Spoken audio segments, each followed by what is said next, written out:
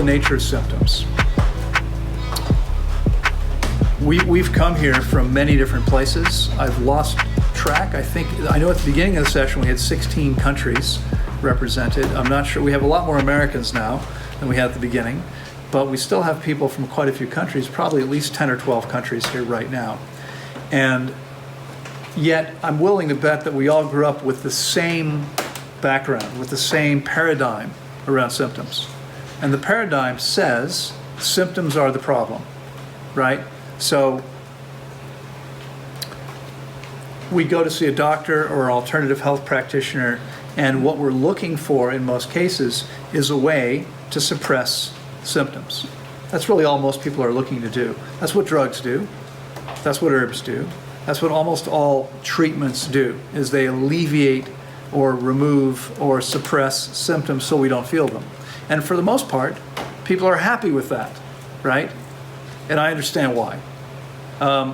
We have enough people here that there's probably at least one of you don't have to identify yourself if you don't want to, but there's probably at least one person here that enjoys pain, right? But most of us don't enjoy pain. So for most people, if you've got pain, and someone says to you, take this and you won't hurt anymore, you're probably happy to do that. But if we look at pain, for instance, as an example, right? You want to be clear that pain happens for a reason. Why do you think we feel pain? Is there something wrong? It's a warning sign. Okay, it's a warning sign. Can we, more specifically? It's the body's intelligent way of finding a solution. Body's intelligent way of finding a solution. Well, the pain doesn't necessarily find a solution. It might prompt us to look for a solution. But telling you to rest. Yeah, I mean, one of the imagine, for instance, we had someone who just left here yesterday who came in. She had had knee surgery, and as soon as she began fasting, her knee began to swell up quite a bit. Why would that happen? Because it never healed completely from the surgery, right? It had only been a month or so. And every day she's walking. And I said to her over and over again, do you want that to heal? Okay. And she was like, yeah, it hurts. It's swollen. Your body's telling you, leave it alone, okay? It's a message from the body to rest as completely as possible. Okay, you know, if it hurts to do this, your elbow hurts, stop doing that. Stop taxing the elbow. Something needs to heal, and we have to leave it alone so healing can occur. If we keep using it, healing's not likely. So even pain, suppressing pain isn't really a very good idea. I mean, I understand there are times where there's so much pain you can't handle it. And I've been there. Okay, some of you have already heard the story, but just 2 years ago, I think it was 2 years in August. We were closed. I came home, was during a break. I came home, was 6 o'clock, 6:30 at night. The staff was gone for the day because they only worked till 6 o'clock. The front door was locked. So I came to let myself in with a key. My key broke off in the lock. Okay, I live inside this building. And I'm going, what am I going to do? So I went around to the back of the building where I've got a walled garden, and I climbed up on the wall. Now, this is August, rainy season. As usual, I'm in shorts and flip-flops. I get up on the wall in my flip-flops, and I turn around thinking I'll grab the top of the wall, put my feet on the wall, and come down that way. But as I turn around, I slip on this wet concrete, and I fall from that standing up about 3 meters to the concrete below onto my right hip, and I broke my hip. And the first 4 nights, I couldn't sleep a minute because I was in so much pain. Now, I hadn't intended to do this, but that happened on Friday night. On Sunday, when we're closed, no one works on Sundays. Everyone's off. 4 of my staff came together on Sunday to try to convince me to go get x-rays, because there was a little bit of fear I'd actually broken my spine. And so I agreed to go to the hospital to get x-rayed, and the doctor at the hospital sent me out with sleeping pills, which I immediately threw away. Never ever going to take sleeping pills, and some ibuprofen. And I kept the ibuprofen. It had been at that point over 30 years since I'd taken any medications of any kind, and I didn't want to take anything. But after 4 nights without sleeping a minute, I thought, I need some sleep. So I took 1 ibuprofen on the 5th night, hoping it would relax me enough to let me sleep, and it did. And I took a second one the 6th night, and then I threw the rest away. Those are the only drugs I've taken now in 32 plus years, okay? I don't ever want to take any drugs again.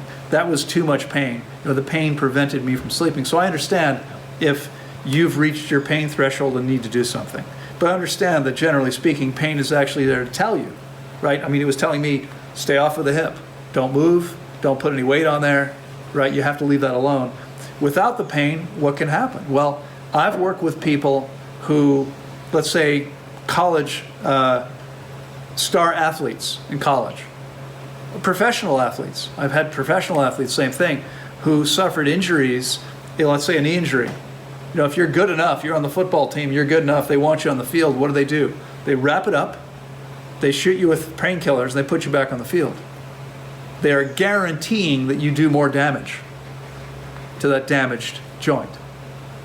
Because it takes weeks, 6 weeks often, to heal something like that. You're playing every week. You're just doing more damage. Okay, they don't care about your knee. They don't care about how you're going to be able to walk in 20 years. They want to make sure they win the game. Okay, but you might care about your ability to walk in 20 years. So the pain is actually going to keep you off of the knee. Whereas suppressing the pain means you're probably damaging, hurting yourself more. Okay, symptoms aren't always just warning signs like that. They're often there simply because your body is attempting to cleanse and heal. That's what symptoms are. So, you ever wake up with a head full of mucus? Okay, why does that happen? Well, your body produces, what do? What's the common response to that? We have allergy. You go to your medicine cabinet, you open the door, you take out the thing you probably already own, because this isn't the first time this has happened, and you take something to eliminate the mucus.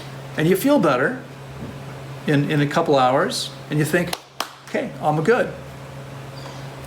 But let's look at why the mucus is there in the first place. Okay, why does your body produce this mucus?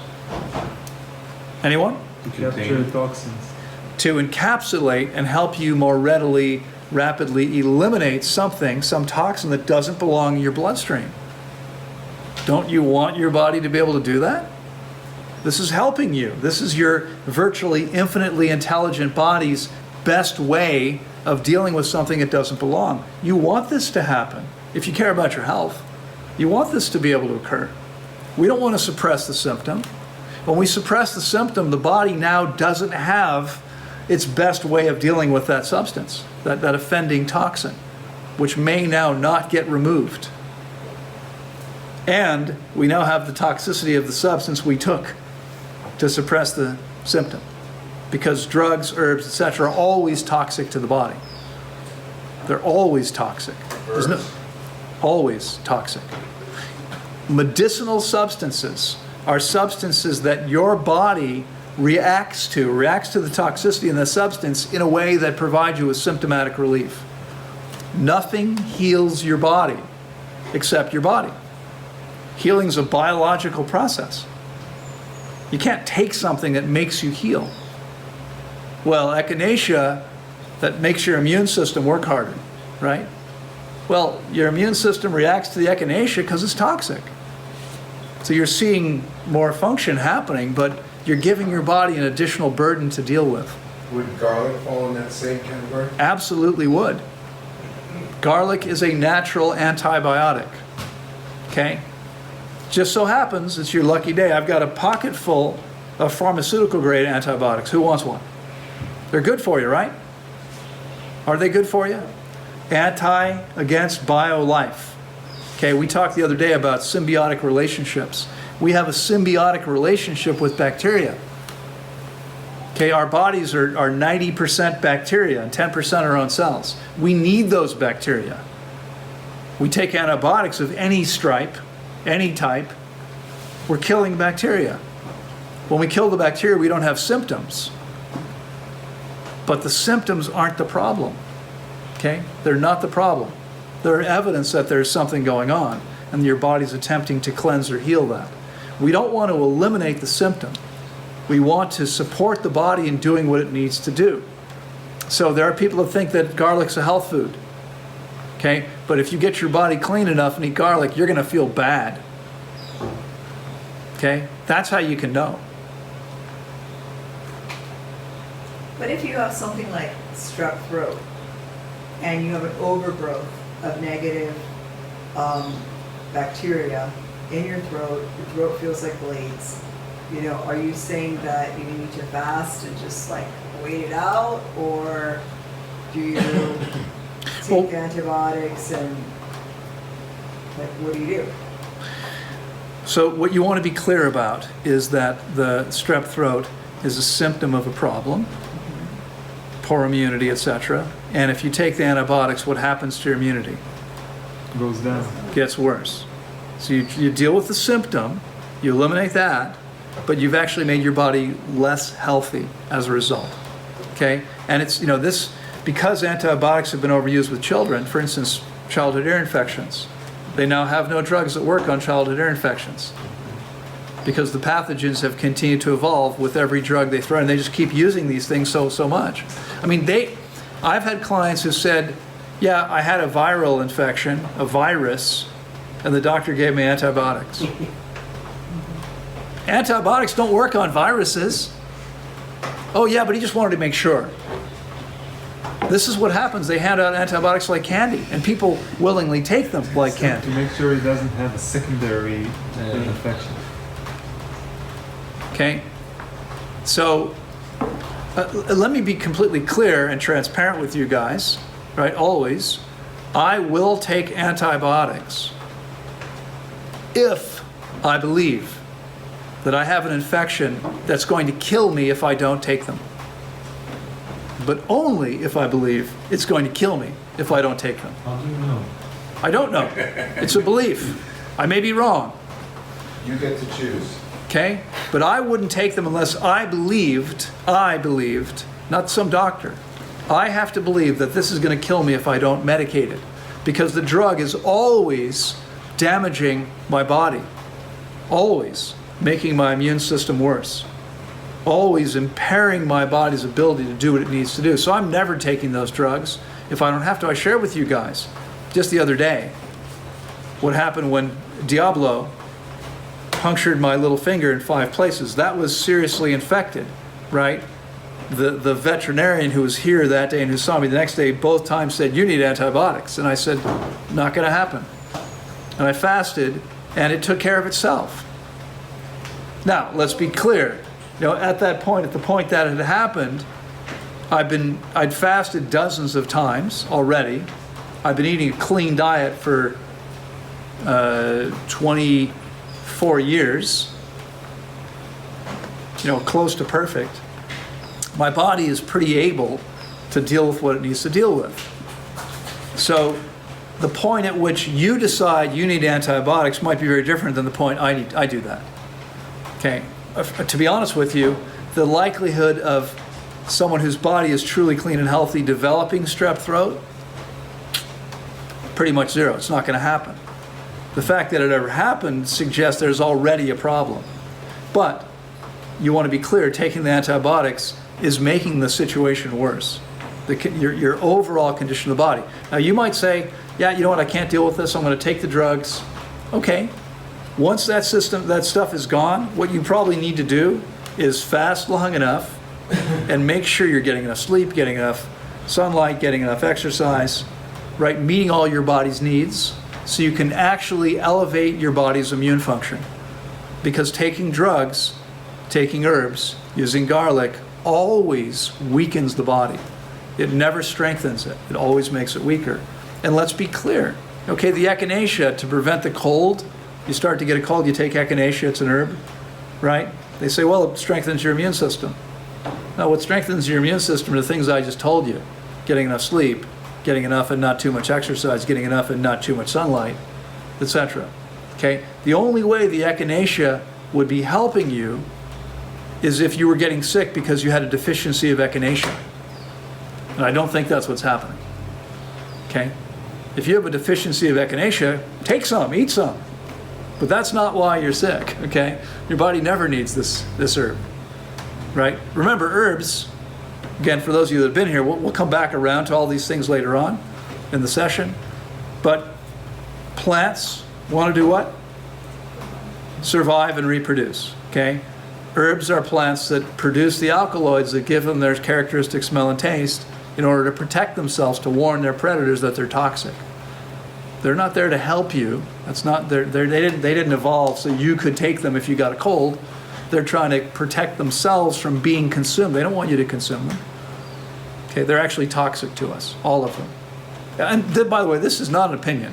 You can actually Google toxicity of any herb you want. There's science to support this. Now, in some cases, they're mildly toxic. Okay, how much toxin do you want? Okay, here's the thing. I mean, here's the cool piece, right? Someone said to me recently, well, you probably use herbs if you get sick. I'm like, yeah, but I don't get sick. Get your body clean and take care of it, and it won't happen. You won't ever need these things, okay? I haven't needed these substances in over 32 years. Why would you? It just depends on what you're committed to creating for yourself. You can create a reality where these things are completely unnecessary, okay? Or you can create a reality where you continue to depend on substances. Just understand that your vitality is declining every time you do that. That's just the nature of it. Okay, does that make sense? So you want to be completely clear, right? When you're fasting, you're giving your body the opportunity, the time, the energy to cleanse and heal. What we expect when the body's cleansing and healing is symptoms. We expect there to be symptoms. So you might have some. It's probably not going to be the most fun you've ever had. Sometimes it's really uncomfortable and really difficult and very much unpleasant. The good news is it's not that way most of the time for most people. Okay, that's not what happens most of the time. Most of the time you're going to feel weak and tired. And that's all relative. Okay? If you come in strong enough, you might not feel much of anything. I've had big guys fast 6-8 weeks and feel energetic the entire time. Just depends on how strong you are. It's all relative. Okay? About the antibiotics, even all the organizations that care about us, like the WHO and whatever, even they say that soon antibiotics won't help us anymore because of the massive use, and people will start to die again from diseases Right. that Are today currently they can resolve with antibiotics. Resolve. Right. Superbugs. Yeah. In case you didn't hear what Hagai said, first of all, for those of you that just got here, Hagai studied to be a pharmacist, so he understands these things at a level that I don't, and most of us probably don't. And what he said was that the experts are now admitting that within a few years, antibiotics will be virtually useless because they've been so overused. The bugs continue to evolve. They're going to do nothing. The bacteria are going to be too powerful for any antibiotics that exist. And people will begin dying from things that they used to die from. And the problem is that we rely on antibiotics, pharmaceutical or natural, without addressing the underlying issue. The underlying issue is the toxicity, the weakness, the imbalance, the dehydration in the body. We need to address those things, and then we don't need to rely on the drugs. Okay? All right, so just remember, as you go through this process, there could be a whole range of different symptoms possible, right? Whether it's cold symptoms or flu symptoms, fevers, headaches, stomach aches, there could be vomiting or diarrhea. There's a whole range of possible symptoms that you could experience. It just depends on the quantity, type, and location of toxicity in your body and how your body chooses to eliminate it. Okay? It depends on what needs to heal. Who here has experienced some notable symptoms so far during their process here? Anybody want to share? Eric, what's happened for you? I had pretty bad back pain for 5 days. Pretty bad back pain for 5 days. Yeah, and that was from an injury I had 15 years ago, which has never really resolved. But that cleared up a couple of days ago, and I haven't had any more pain there since. So it feels pretty good about that. Yeah, awesome. Now, imagine that, and what did you do to resolve that back pain? I just had to rest through it, basically. You didn't do anything to try to resolve Get that. in a comfortable position Yeah, you did your best to get comfortable, Yeah. right, and to get the water you needed, knowing that your body would heal when it was ready to heal. And that's what happened. Who else? Who else had their hand up? Yeah, I still have a rash, you do, don't you? It's impressive, in fact. and my foot actually healed. That's Your foot healed. Yeah. minor injury, but it's gone. Anybody else want to share? Georgia? Like bad smell. Bad smell. Yeah. Okay. In the first few days. but- Body odor? Yeah, it was terrible. And nightmares. Okay. Body odor and nightmares. Yeah. I threw up twice, I think either day 2 or day 3. Yeah. No, not much fun. Yeah. And was it bile? Yeah. So as your liver's cleansing, if your body is very sensitive to the presence of bile in your otherwise empty system, some people, a small percentage, some people will vomit.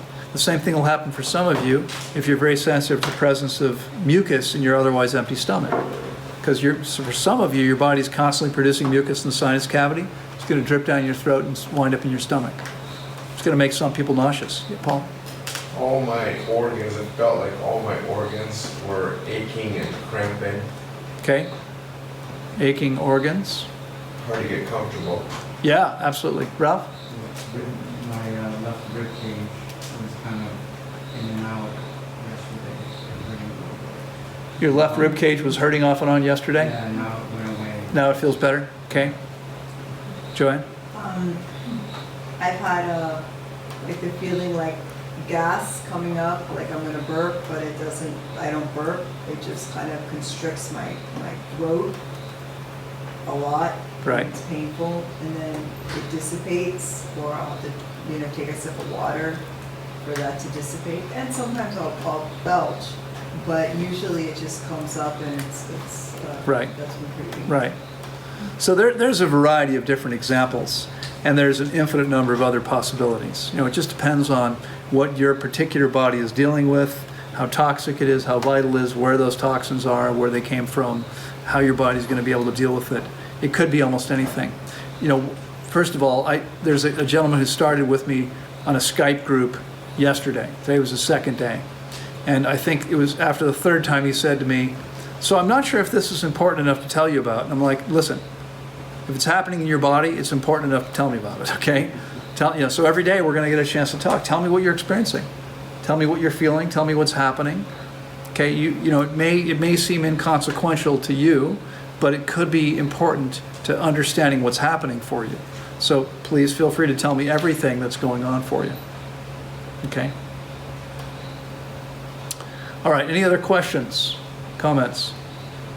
Yeah. We talked about garlic, but there's an old wives' tale where somebody's sick in the house. Yep. And you cut an onion and you get it out because it grabs onto all of the germs. Uh-huh. And that's one of the reasons you should never eat onions at a buffet. Or maybe eat at a buffet, period. I was wondering, Or an onion. how do you feel about onions? Onions are in the same family as garlic. They're just not quite as powerful. I wouldn't eat them. Yeah. What's the role of body work? Is any sort of outside intervention, like maybe just during a cleanse? Like if you have back pain for 5 days, like would you do some sort of intervention, or would you just continue to let the body work? Yeah, its process? the question was, what's the role of body work? Are there times where some sort of intervention might be useful or called for? And the answer is yes, there are times where it might be useful or called for. She said if you had 5 days of back pain, as Eric did, would it have been a good idea to get a massage? Maybe. That's always a possibility. It doesn't always help, but it can help. It just depends on the situation. I would encourage you to listen to your intuition about that and do as feels appropriate to you. For me, I'm clear that my body is self-healing and that the pain is there because of whatever's happening. And so I'm most of the time, I'm not probably going to intervene in any way. Most of the time. There may be exceptions to that. There may be times where it's perfectly fine. And although it may not be necessary, it might make you feel better. That's okay. Right? So if it can help reduce tension a little bit, you can relax a little bit. What happens is we're in pain, we tighten up, and then it hurts more. So if you can if this is a technique, for massage, for instance, or whatever technique can help you relax a little bit, there's nothing wrong with that. That's perfectly okay. You know, what we don't want to ever do is anything that involves suppressing the symptoms, unless we absolutely have to, like with the severe pain. If you really can't handle it, that's up to you. But other than that, I would attempt to not suppress symptoms whenever possible. And this, you know, again, this means, I mean, it means exactly what I just said. And if you take it to the logical conclusion, you might go, well, huh? What? Because what do you do if you twist your ankle? Fast. What do most people do if they twist their ankle? Ice. I just did it. They put ice on it. Okay? That's what you do, right? That's not what I do. Put a wrap around. What the ice does is it constricts the blood vessels, which reduce the blood flow to the ankle, so the swelling goes down. Doctor says, look, no symptom, you're better off. Okay. And what I go is, well, hang on, my virtually infinitely intelligent body knows how much blood it needs to send to that injured area. I'm not going to mess with it. I'm not going to interfere with that. I'm going to let it get swollen, and I'm going to do nothing to try to prevent that from happening. I'm going to live with it. I'm going to breathe. I'm going to meditate to deal with the pain, you know, whatever I'm going to do, and it's going to heal really fast. And I've injured myself many times, but the injuries heal really quickly. And they heal completely, so that, you know, it's not like it keeps coming back. I never interfere with the body. The same leukocyte migration you were talking about when you were talking about cooked food, only now you want it. I'm sorry, say it again?